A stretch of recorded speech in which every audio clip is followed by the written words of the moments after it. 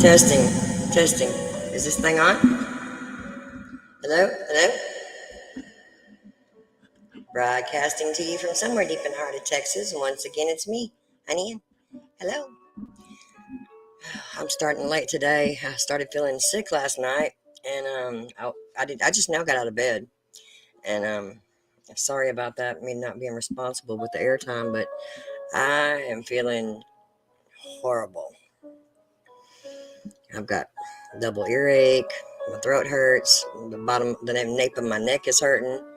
It's real stiff, and when I turn it or move it, the pain shoots to my ears and down my head and my spine. So, whatever this is I'm feeling is totally trumping the disability. I'll tell you that much. Yeah, when I touch my head above my eyebrows, it's really painful. So, I wasn't being irresponsible to my YouTube channel. I haven't been on any other apps today at all. Like I said, I just got out of bed because I looked at the time and said, "Oh no, I've got this book I want to read." You know, this is like an educational book, and you know how colleges feel about God, of them. So I just thought it would be an interesting read, and because I haven't even really looked at it yet. You know, I was looking at a website that I had come across I was trying to locate this website that I had come across back in 2016, where it talked about Yahweh and the cult of Baal. And because I haven't read anything about that, I've heard different people with different opinions about who Yahweh is. We as Christians, excuse the background noise, I've got puppies that are playing. But as Christians, our fellows, we're taught Yahweh is God. So let's see if this is a different Yahweh and see what this book has to say. Okay. See how long my voice will hold up, guys. Okay, here we go. Let me go ahead and increase on this so it'll be bigger and you can see it if you actually want to. Hang on. Let's see. Get my mouse and take care of that. See, usually I like to have all this stuff set I start. But I had to log out of the computer when I went to bed last night. I was going to do it last night, actually, this morning early at 2 a.m., but I started feeling bad, so I went on ahead and laid down. And I've been in bed since then. Since about 1 o'clock, I laid down, 1:30. Journal for the Study of the Old Testament, Supplement Series 265. There's your editors and all that good stuff. Sheffield Academic Press. Okay.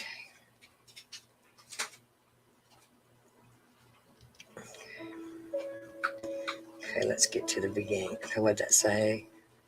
Yahweh and the gods and goddesses of Canaan is what this one's called. Okay, we don't have to go through all that. Let's just get to the beginning of it. Okay, here we go. Chapter 1. Now let me make it bigger.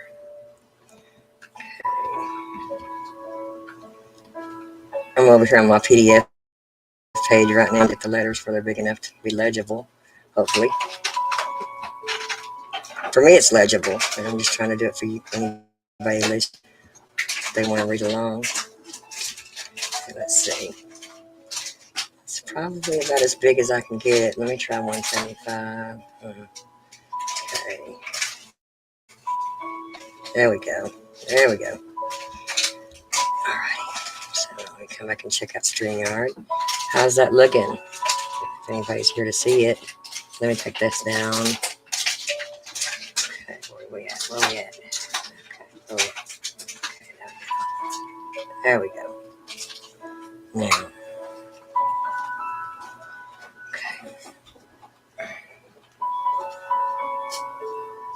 Okay, 1913.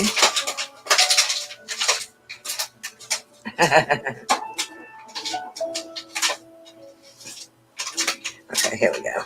Okay, let me get back over here to my book page.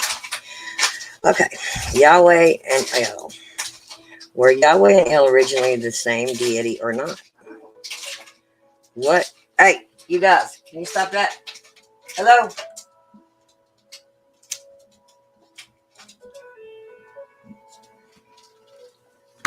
Okay. Okay. What was the relationship between Yahweh and the Canaanite god El? In the Old Testament, Yahweh is frequently called El. You see, we're taught as Christians that El is Elohim. That's God. So the question is raised whether Yahweh was a form of the god El from the beginning, or whether they were separate deities who only became equated later. The Old Testament itself indicates some sense of discontinuity as well as continuity, in that both the E and P source simply that the patriarchs did not know the name Yahweh, and that this was first revealed to Moses in Exodus 3:13 through 15 and 6:2 through 3, in contrast to the J source, where the name Yahweh was already known in primeval times.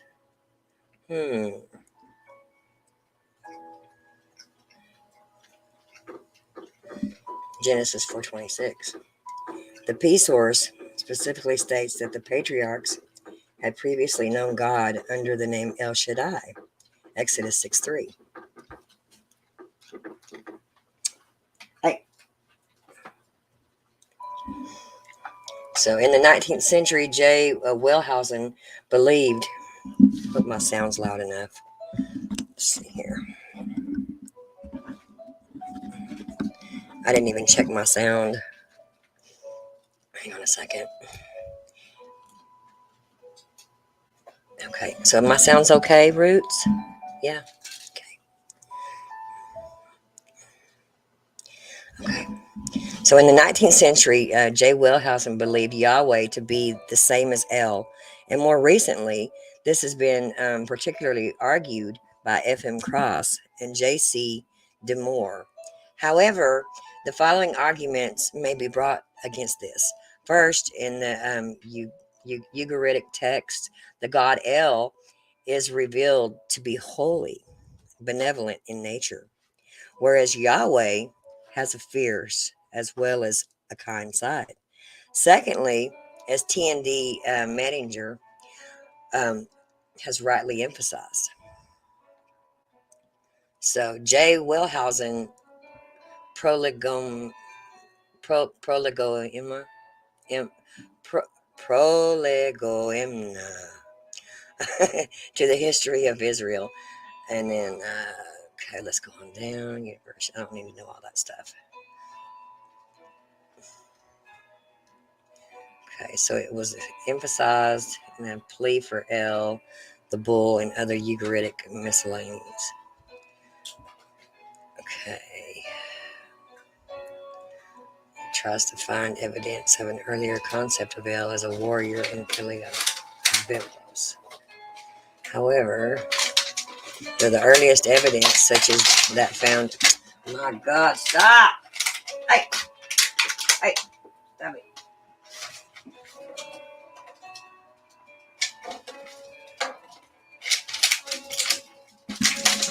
Hey, give me that. Sorry.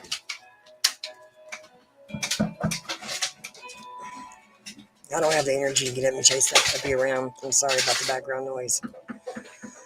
Okay, the earliest evidence, such as that found in Judges 5:4 through 5, associates Yahweh with the storm, which was not something in which El was connected.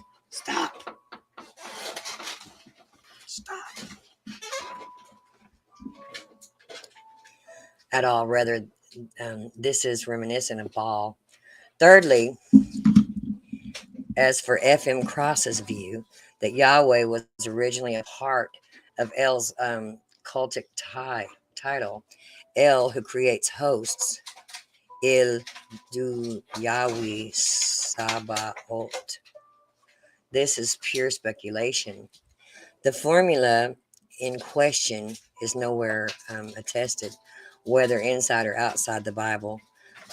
Crosses reasons for thinking that Yahweh cannot simply mean Lord of hosts, namely, that a proper name should not appear in the construct is incorrect. Further,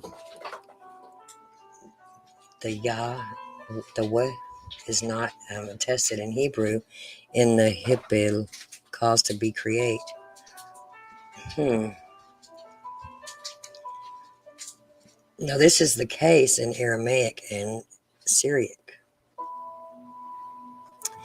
Yahweh, in any case, more likely means he is,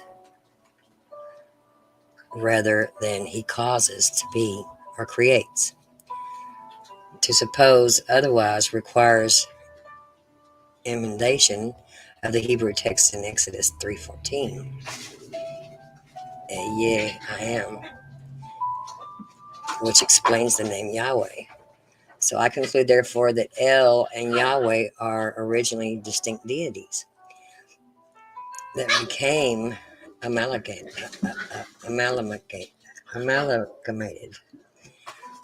This view was held as long ago as F.K. Movers, has been argued since by scholars such as O. Sheffield and T.N.D. Mettinger. See, that's the thing.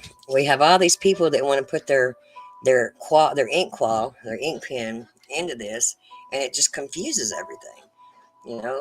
They confuse everything, and that's the way it is. The ways of this world, everything has to be, argued and confused. Something simple as God. And before I continue, I'm thinking about my mother, and I remember her saying, well, when God says, I am that I am, she says, well, what if he was simply saying, I am that I am? I've said this several times.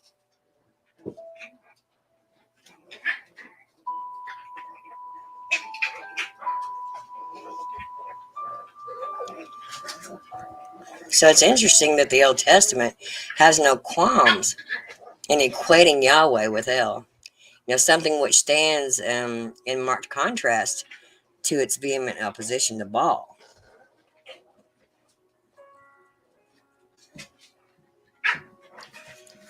Let alone the equation of Yahweh with Baal, cross-referencing Hosea 2:18. So this must reflect a favorable judgment. It says the late Philo of Biblos, 100 CE, does preserve some genuinely ancient traditions. You guys have to scoot up. Watch out.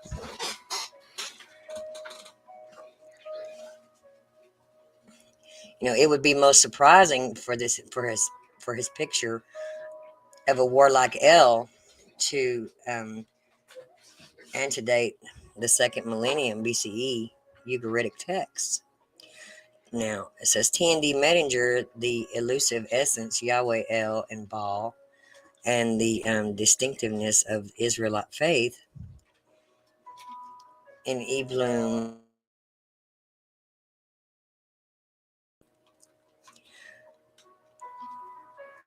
I'm not reading all that. Sound German. Okay. Cross Canaanite myth and Hebrew epic. Okay. The closest parallels are the references to Yahweh of Timon, Maria, at Contillet. Okay. Emerton has pointed out, who also notes other instances of proper names in the construct. Okay. New Life, Israel religion. Okay, I'm going to go past all this, though. Okay, I want to read about, okay, let's see here. Okay. So, El and Yahweh. On El's characteristic attributes are supreme deity, creator God, and one possessed of wisdom. El was deemed holy, fit to be equated with Yahweh. Baal, on the other hand, was not only subordinate to the chief god El, but was also considered to be dead in the underworld for half the year, something hardly compatible with Yahweh, who will neither slumber nor sleep. Now, when I read that, the first thing that came to my spirit or my mind was that when it said dead half the year, that reminds me of a season, an astronomical sign, might you say. I don't know what you feel about it, but I can't see chat right this second because I'm on this PDF page. But, and where it says here, compatible with Yahweh, who will neither slumber nor sleep, that sounds like the sun. Now, since Yahweh and El were originally separate deities, the question is raised where Yahweh originated. So it says here that Yahweh himself does not appear in the Ugaritic pantheon lists. Most scholars who have written on the subject during recent decades support the idea that Yahweh had his origins outside the land of Israel to the south, in the area of Midian. And there has been an increasing tendency to locate Mount Sinai and Kadesh in northwest Arabia, rather than the Sinai Peninsula itself.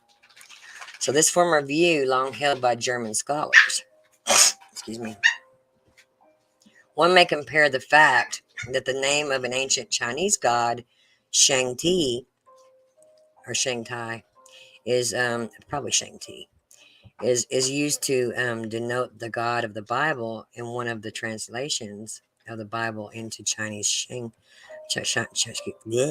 Chinese, Shang regarded as a worthy deity. Okay, so this certainly holds true of the Ugaritic texts. Rank among the Canaanite gods, El, Baal, and the Rephaim. The Rephaim are the dead ones, dead giants. And see, that's another thing, how everything contradicts itself.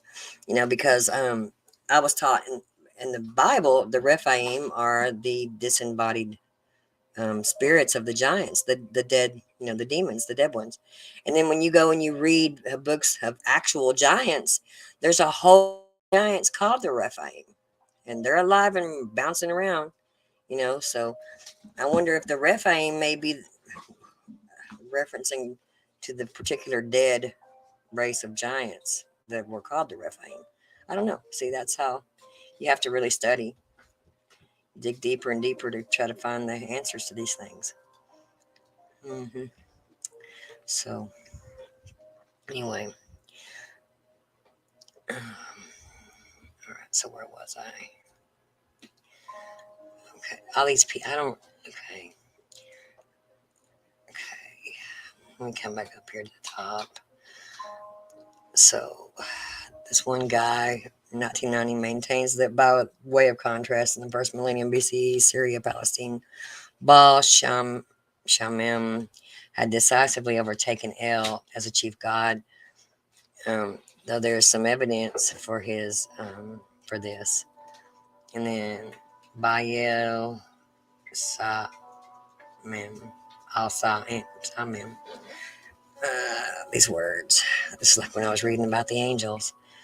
Okay, so back over here. See, it shows that this was not universally so. Aikar, where El is much more prominent than Baal, and the Dear Allah text, where El seems to be supreme. More particularly, I would note that Nier's extra biblical evidence is drawn from Phoenicia and Syria, not Palestine. And I believe that in the latter, there was much greater continuity with the older Canaanite mythology from Ugarit.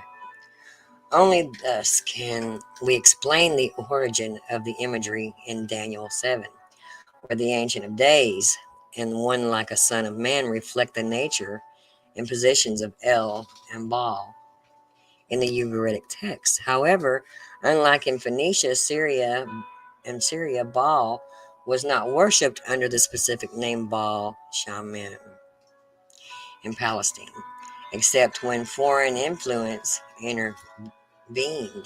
Jezebel, Antiochus the Fourth, and epiphanies. Okay. Even the arch minimalist Lemche feels confident about this. Recent studies on the early history of Israel. Hmm.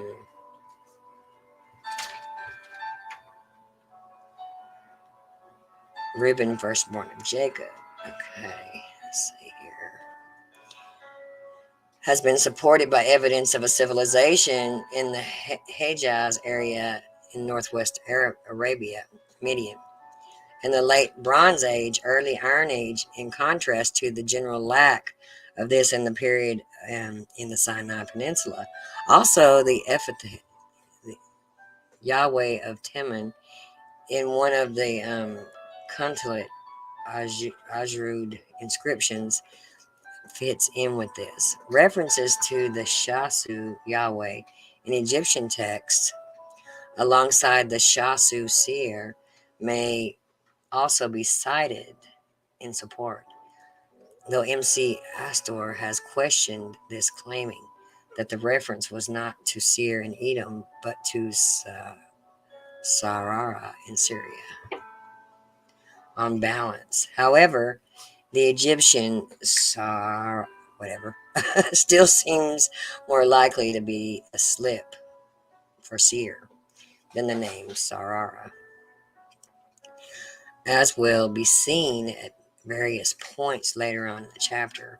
A plausible cause can be made that several of the El epithets referred to in Genesis connection with patriarchal religion do indeed derive from the worship of Canaanite god El Shaddai, El Olam, El Bethel, and possibly El Elyon, as Esafelt and others have also noted. The promises of progeny of to the patriarchs bear comparison to the promise of progeny by the god El to Keret and Aquat in the Ugaritic texts. Although no one can today maintain that the patriarchal narratives are historical accounts, there are of an El religion does at least in part reflect something of pre-monarchical religion. Hmm. However, much it has been overlaid by later assertions in favor of pre-monarchic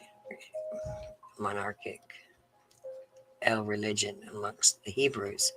One may first of all note the very name Israel, meaning probably El will rule, a name already attested in the late 13th century BCE on the stele of Egyptian pharaoh Memphis, Memphis.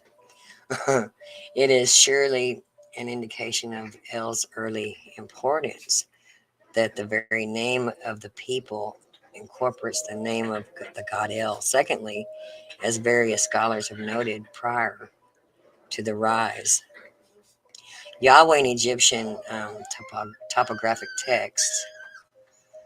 Okay. El, let's see. Let me come on down here where I can read it in English. Okay. Promises to the fathers. Okay. Okay. I'm not reading all those names.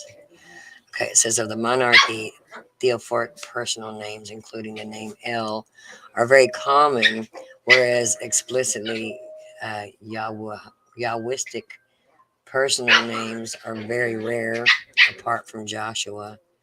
Only 5 from the Judges period. El's influence on Yahweh accepted by the Old Testament. Okay. So, granted that the El and Yahweh were originally separate deities who became equated, the question now arises, What was the nature of El's influence on the depiction of Yahweh? Well, here several points emerge which will be discussed under the following headings. Yahweh as an aged God. One instance where a strong case can be made for the influence of El symbolism on Yahweh concerns those few places where Yahweh is represented as an aged God with many years. In the Ugaritic text, El is frequently given the epithet Absam, father of years. Okay, the elusive essence. Now, this is now the standard rendering first suggested. Okay, it has been accepted by many scholars. And okay, crossing, see it fully coerced with the reference to El's gray hair. The aged El is on the Ugaritic still. Okay, it means years in Ugaritic, and they agreed with the fact that Hebrew has a plural construct form as well as the absolute plural. Okay, variant Ugaritic plural forms. None of these various alternative proposals is compelling. Okay, all right. Father of mortals. I'm not reading all the difficult stuff. You can read it yourself if you want to as we go along. So it says here it's translated Father of exalted ones, comparing Arabic shine, be exalted, eminent, or Sanima, be tall, prominent. But it's not certain that the root is otherwise attested to Ugaritic. El and Bayel in Canaanite religion, father of father of luminaries. But this epithet is found elsewhere only in the New Testament. Okay, so let me stop a minute. If you've ever read the Sumerian tablets, where it talks about the Anunnaki, everything I'm reading here goes back to them. Even where it says the luminaries, because they came here seeking monatomic gold. And it was said that they put it in their atmosphere, to save their planet or whatever. But Nibiru just means planet. It just means the planet of the crossing, right?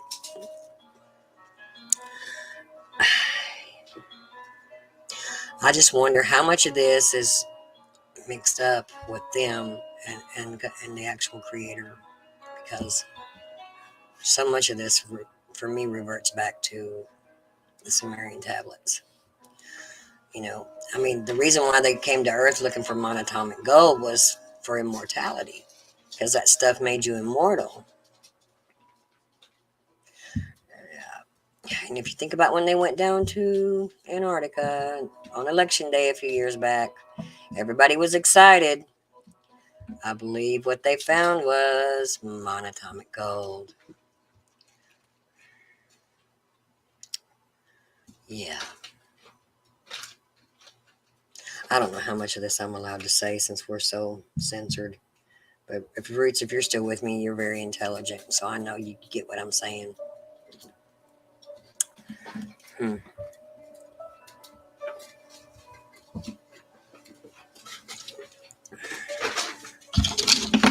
I'm just wondering how much of this that we read by these scholars is actually part of our truth or our word, and how much of it is part of somebody else's.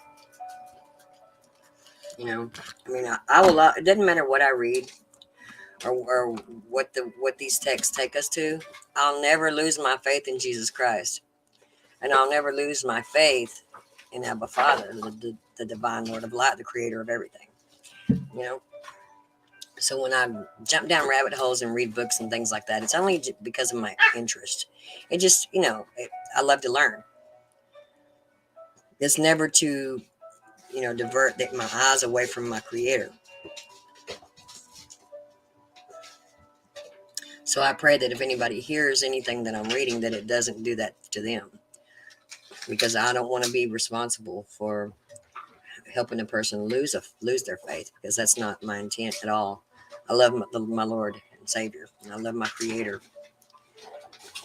I need to make sure to specify that, to be vocal about it.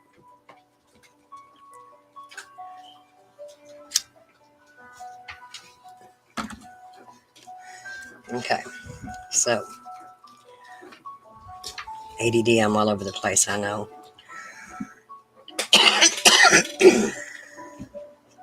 All right,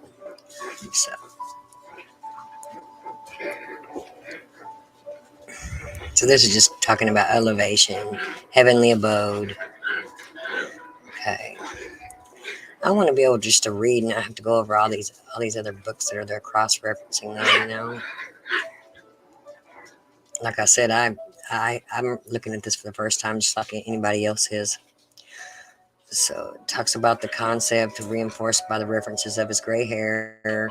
Old Testament, there's just 3 places where Yahweh's years are alluded to, and it's in therefore particularly striking that in 2 of these, he's specifically called by the name El.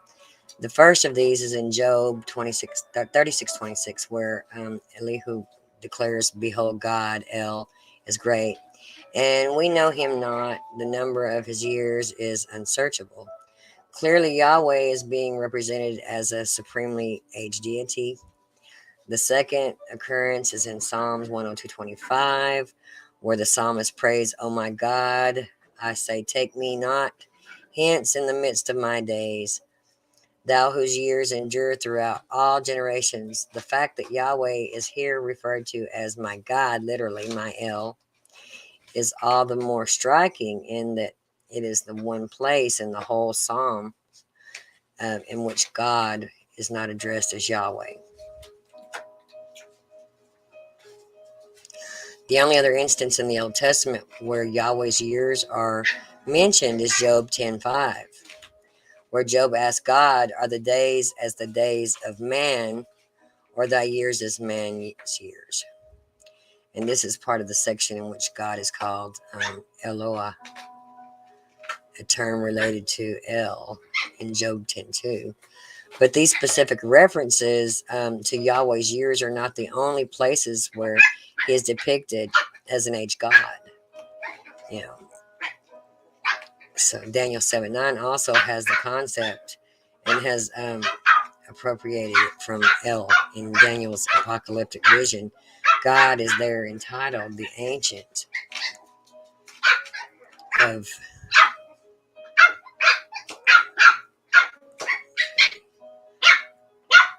research. Let me consider. It's a variant of Shalom. But there is no evidence elsewhere of this variant spelling of the divine name in Ugaritic. Okay, we go again.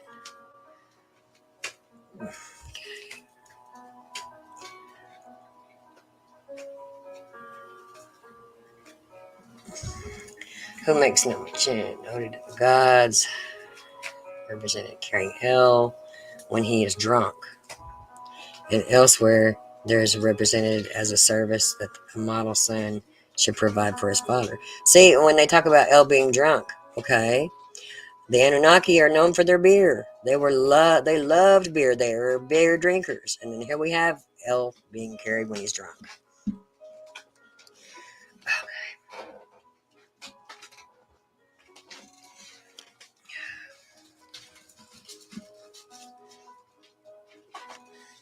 So this is represented as a service that a model son should provide for his father, and therefore proposed was the son of El.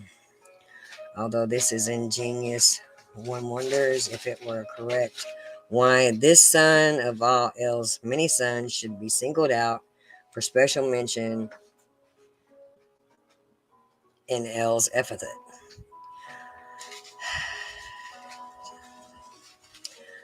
Was the first to note, okay, Greenfield was the first to note this so far as I am aware. in the Hebrew Bible and Canaanite literature.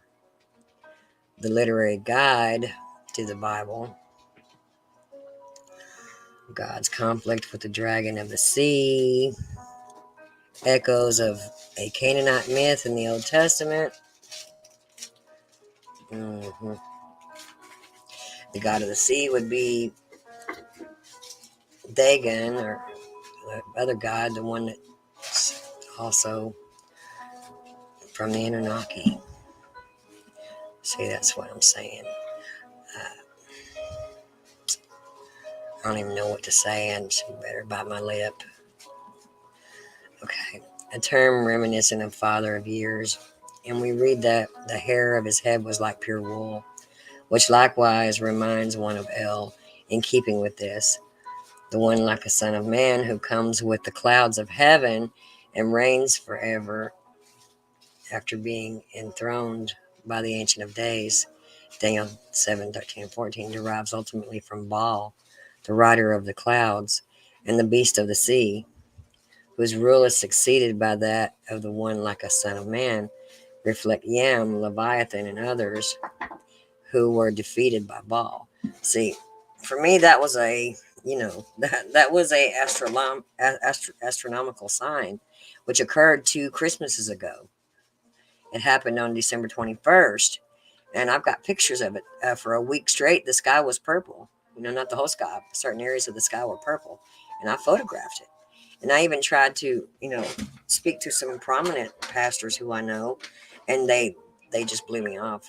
They weren't hearing it. They didn't even answer me or make mention of it.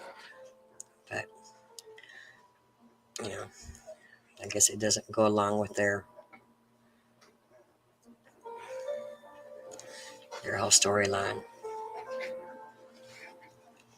See, a lot of these pastors, they don't want to know the truth from where this stuff comes from. They just want to follow one set of rules and guidelines and just go with that. They don't want to know everything. Okay. It's pretty hard, pretty deep,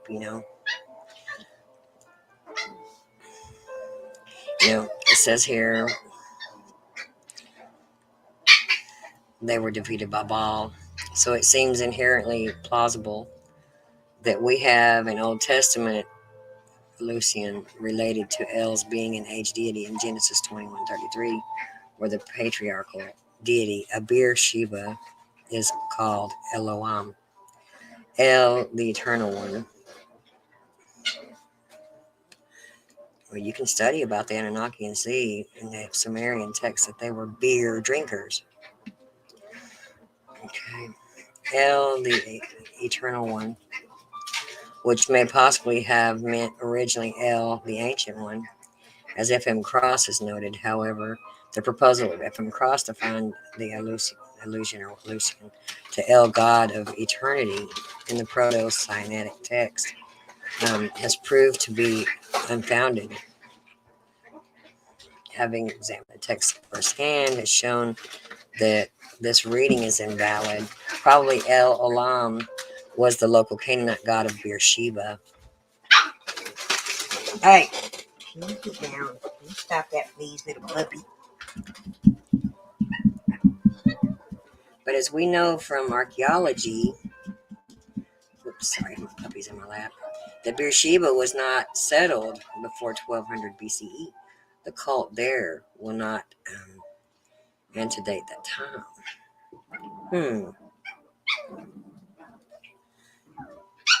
So Yahweh is wise. It was the god El who was especially noted for his wisdom according to the Ugaritic text. And it seems that the author of Ezekiel 28 was familiar with this notion, since the king of Tyre's wisdom is emphasized. And elsewhere in the very same context, he claims to be God, El. As will be seen below, El traditions lie behind the notion of the Garden of Eden. So it is striking that the divine wisdom is connected with the story of the first man in Genesis 3:5, 6:22, Ezekiel 28:12-17, and Job 15:7-8. In my opinion, it's probable that it was from the god El that the notion of Yahweh's wisdom was appropriated. Plausibility is added to this view by the fact that the wisdom of old age were traditionally associated with, as noted already, it was from the god El that the notion of Yahweh as the aged deity with many years was derived. Okay.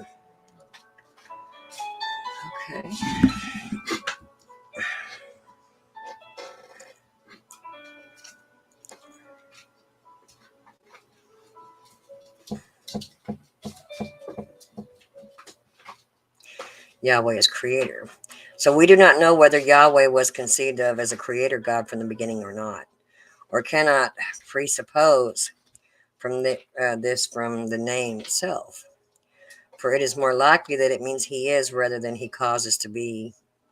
Certainly, the former sense is how the Old Testament itself understands it. Cross-referencing Exodus 3:14. Oh man, I'm in pain.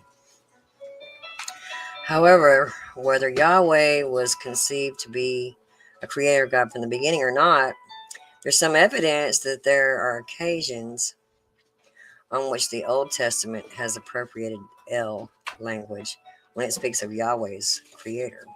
Thus, it can hardly be a coincidence that Genesis 14:19 and 22 speaks of El Elyon, creator of heaven and earth. Deuteronomy 32:6 declares, is not he your father who created you?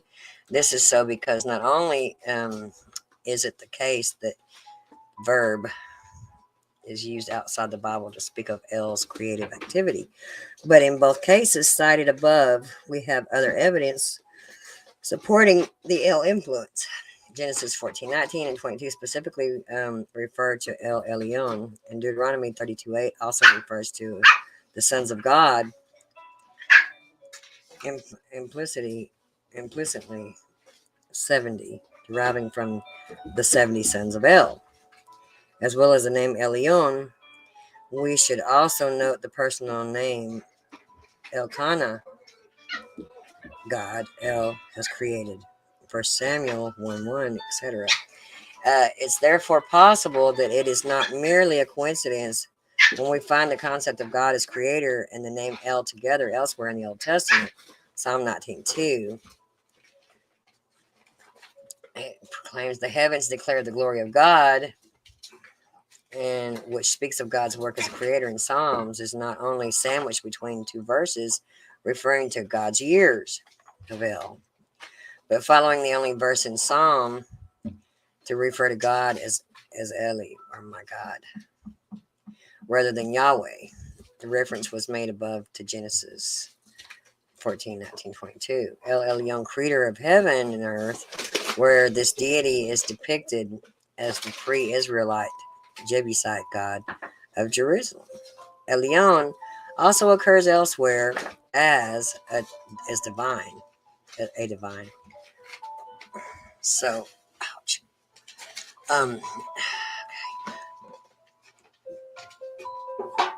El, creator of the earth, occur in Phoenician inscription, the Azitawada from Karaktip, in the Neo-Pumic inscription from Leptis Magna in Tripolitania. Further, the form Iquar appears in a bilingual text from Palmyra, where he is equated with Poseidon. Tadmoria, Syria. Wow. The Jewish quarter of the old city of Jerusalem, 1971, alludes to a 70th century BCE inscription which he restores as El Quinars. But there's no certainty that this reconstruction is correct. However, there's no doubt that this form underlies the name of the god El Quirsa, whose wife is Asherah, in a Hittite, Canaanite mythological text. Asherah. Isn't she in our Bible one time or two times? Asherah. Okay. The name or epithet a number of other times in the Old Testament. Tells you here, Numbers 24:16, Deuteronomy 32:8, Psalms 18:14, 46:5, 78:17, 35:56, going on. In Daniel. So there is dispute as to whether Elion was originally the same deity as El or not. Philo and Biblos depicts Elion, as he calls him, as a separate god from El. Interestingly, he refers to Elion as the father of heaven, Oranos, and earth, which is reminiscent of the creator god El, and also strongly supports the idea that the reference to El Elyon as creator of heaven and earth. There we go. In an authentic reminiscence of the Canaanite deity, and not simply invention. Prima facie, the 18th century BCE Aramaic Sapphire Treaty also represents Elyon as a distinct deity from El. Since El and Elyon occur together, this is one of a number of cases of paired deities in the treaty, some of whom are God and consort, while some others represent two parts of a whole. It is difficult to see how the pairing of El and Elyon fits into either of these categories. It has sometimes been suggested that El and Elyon here might be a compound divine name. To Kothar and Hasis, for example, in the Ugaritic text. Whether or not they are the same deity, since Elyon was apparently the creator, which was also the case with El. It would appear that these two gods were functionally equivalent. Some other language associated with the name Elyon with the Mount of Assembly, which the sons of God are Elyon, and with the mythical river and streams. Well, I'm not a scholar. I'm not a brain. What if El was the first creator of everything, and Elyon came back and restored after everything was destroyed and the earth lay void, null and void for some time? And that's where we're calling El Shaitan, Satan, this other god. I don't know. I'm just throwing that out. Philo's evidence also serves to reject the idea that El Elyon, creator of heaven and earth, involves a conflation of Elyon, Lord of heaven, and El, Lord of earth, as suggested. El Elyon in Genesis 14, and so on and so on. Okay, let's see here. Okay, there are occasions when the name Elyon in the Old Testament is used in association with ballistic imagery, where Elyon uttered his voice, where Elyon's dwelling is on Zaphon. Possibly we are to assume that Elyon had absorbed some ballistic.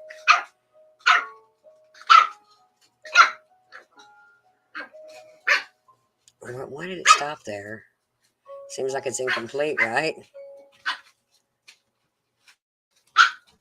There's no more. See? Crazy. Okay. All right. The sons of God, El. In the Old Testament, there appears the concept of Yahweh's having a heavenly court, the sons of God. They're referred to variously as the sons of God. Benecha Elohim.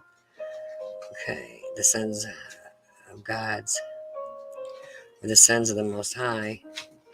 It's also generally agreed that we should read sons of God for sons of Israel in Deuteronomy.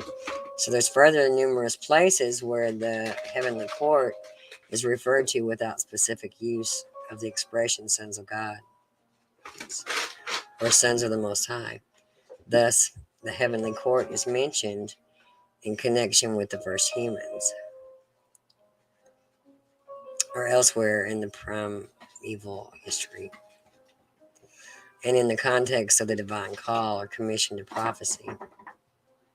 We also find it referred to in connection with the guardian gods or angels of the nations.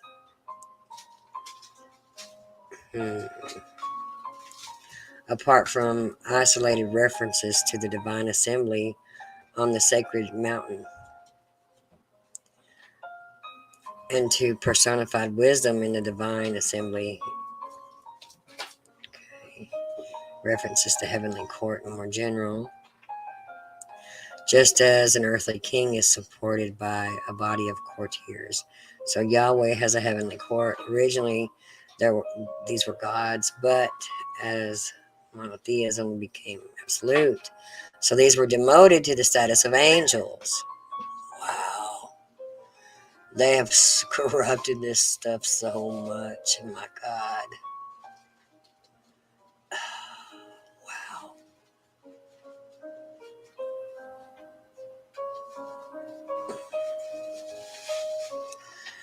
Yeah.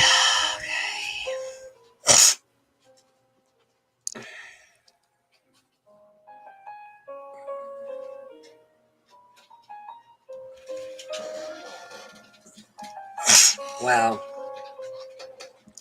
In the Old Testament, though he cited only Babylonian parallels and so concluded that the origin of the Israelite notion was Babylonian, overlooking the more recently discovered Ugaritic parallels concerning the sons of El.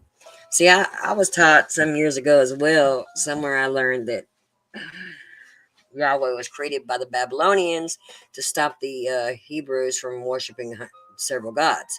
They created Yahweh. Yahweh was given as the main God, so they would stop worshiping several gods because they wanted them to follow just one God. I don't know if you've heard that before.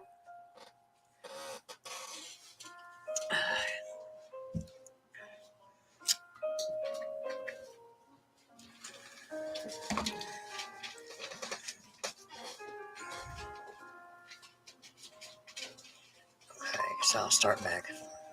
In the Old Testament, though he cited only Babylonian parallels and so concluded that the origin of the Israelite notion was Babylonian, overlooking more recently discovered Ugaritic parallels concerning the sons of El, it is in connection with the Canaanite god El and his pantheon of gods known as the sons of El that a direct relationship with the Old Testament is to be found.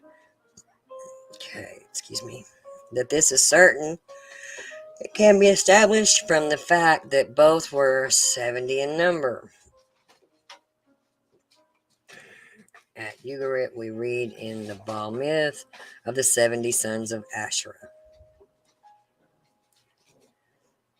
Since Asherah was El's consort, this therefore implies that El's sons were 70 in number. Now, Deuteronomy 32:8, which is clearly dependent on this concept, declares, when the Most High gave to the nations their inheritance, when he separated the sons of men, he fixed the bounds of the peoples according to the number of the sons of God. The reading sons of God has the support of the Qumran fragment. Okay. This is clearly the original reading to be preferred, the sons of Israel, which must have arisen as a deliberate alteration on the part of a scribe who did not approve of the polytheistic overtones of the phrase sons of God. Interestingly, it is known that the Jews believed. I wonder why some of this is missing. You notice that? Wow. Okay.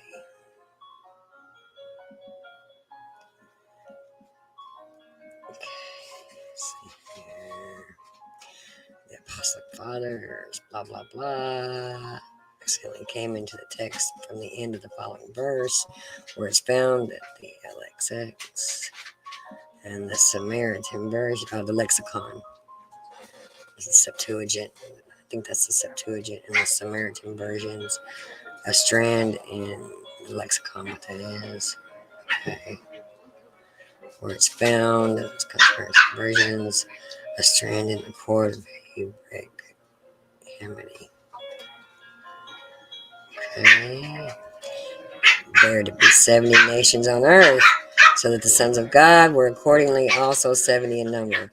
This emerges from the table of the nations in Genesis 10, where there are 70 nations, and from the later Jewish apocalyptic concept, okay, according to which there were 70 guardian angels of the nations. Targum Pseudo.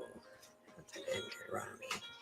This view, which I have defended previously, seems eminently reasonable. The criticisms that it has received some seem unconvincing. Claims that it's legitimate to argue from the number 70, since there is nearly a conventional way of referring to a large and determined number. This does not seem to be the case here, since Genesis 10 lists precisely 70 nations on earth. Okay.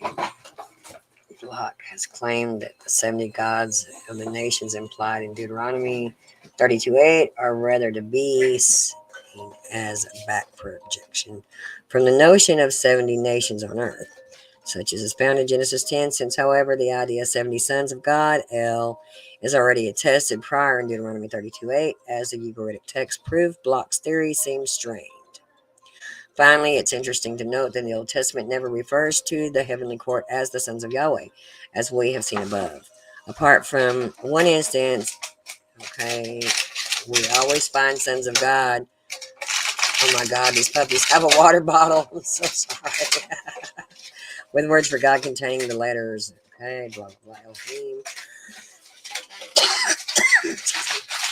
This finds a ready explanation in their origin in the sons of Canaan. God, now. I gotta go. I gotta quit that water bottle. I'll be right back.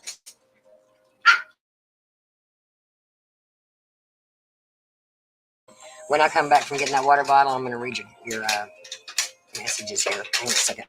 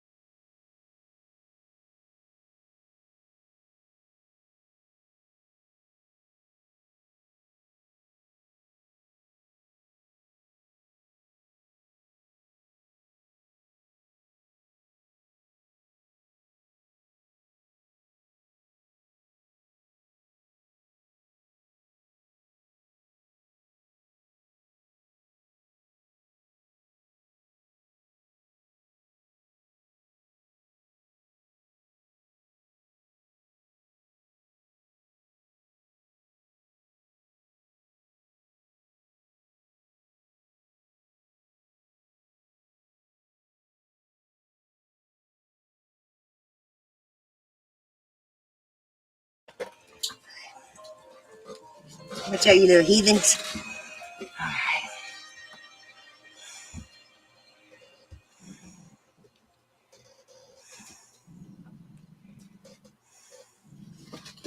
Okay, okay.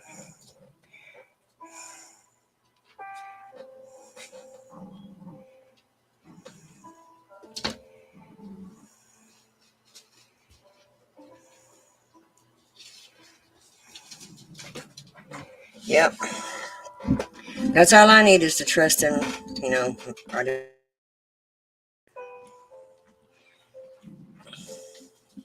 but the more we mature in our faith, we tend to realize that things just aren't what they seem.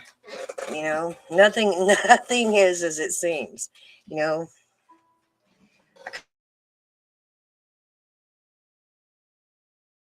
haven't, you know, gone as deep and far as many of us have, because, you know, they're just little innocent babes. But I envy them, but I also worry for them, because I don't want to see them being sheep to the slaughter, you know, sheep being led to the slaughter. Yeah.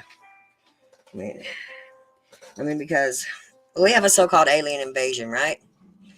And these deities point back to everything we're reading right now, and the little innocent babes that don't know any better, they're going to just follow. They're going to follow that shepherd and be led to the to the slaughter. That's just my feeling on that, Roots.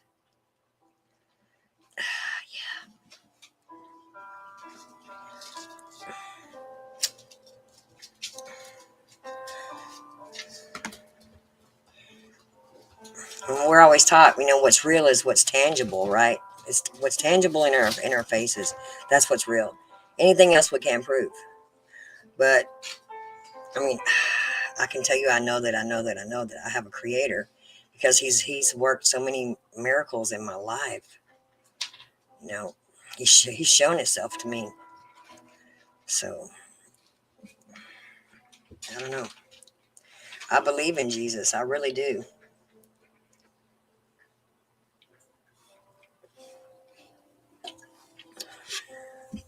I mean, that faith is concrete, set in stone. And the more and more I interact with people of other faiths, you know, whom I love, and I see them trying to sway me towards their belief systems. But there's no way. I would never deny Christ. I would never. I mean, it doesn't matter how much somebody tells me Jesus is so respected in their faith, right? But he was a mere prophet. He was not the Son of God. That hurts me to my very the core of my being. You know, to me, that's blasphemy. I would never say that to harm another individual with their faith. That's why it's really hard to talk about Jesus in other faiths. Yes, yes. You know, anytime I interact with people from other faiths, that's why I always tell them we can talk about anything and everything else, but let's not talk about Jesus because you don't believe in Jesus the way I do, and it's hard. It's really hard to do. You know, because it's real simple for somebody else to say out of their mouth with innocence that Jesus was only a prophet. But there's no way I would ever say Jesus was only a prophet. There's no way because I know who Jesus is. That's right. That's right. I've had believers such as you and I scream at me. I mean, just freak out and go off in podcasts because they don't believe in the Trinity. But it's shown right in our faces whenever he was baptized. The voice of God speaking out. Yes, this is my son. The spirit of the dove coming down, the Holy Spirit. And then there's Jesus, the Son. There's your Trinity. Even though, and people say, well, where does it say in the Bible Trinity? Well, it doesn't say Trinity, but your Trinity's there. Trinity is just a word that we choose to use, right? Yeah, yeah, yeah. For me, the name of God is, yeah, yeah, yeah. And they try to make it all tricky and throw in there, well, God means Gadriel, the fallen angel. But for me, it doesn't, not in my heart. My heart, I'm not praying to Gadriel. I'm praying to my divine creator, Abba Father. Yeah. So it's really tricky. They confuse everything, they convolute everything and confuse everything where you don't even know which word you need to use to speak to Father. I believe the Bible does say we're not supposed to call any man Father. So I think when we say Father, he knows we're talking to him. But who knows? We can all justify or vindicate what we're saying in our own minds. You know, that's kind of like why I had went on down these rabbit holes looking at these books here that we're looking at because um, they throw in so many deities, and it's so confusing. Who are you praying to? You know, I like to say the Lord of Light, the divine creator of the universe. But why does it have to be so complicated? Why can't we just say God? Like we're taught.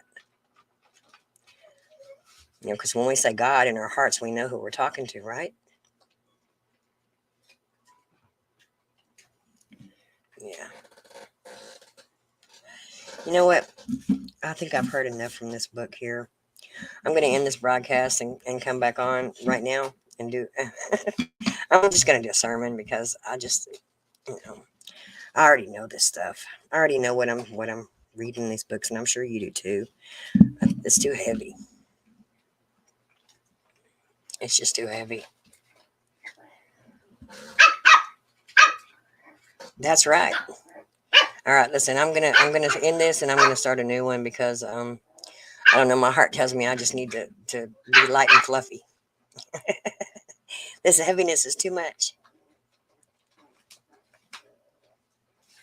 All right, I'll be back in a minute.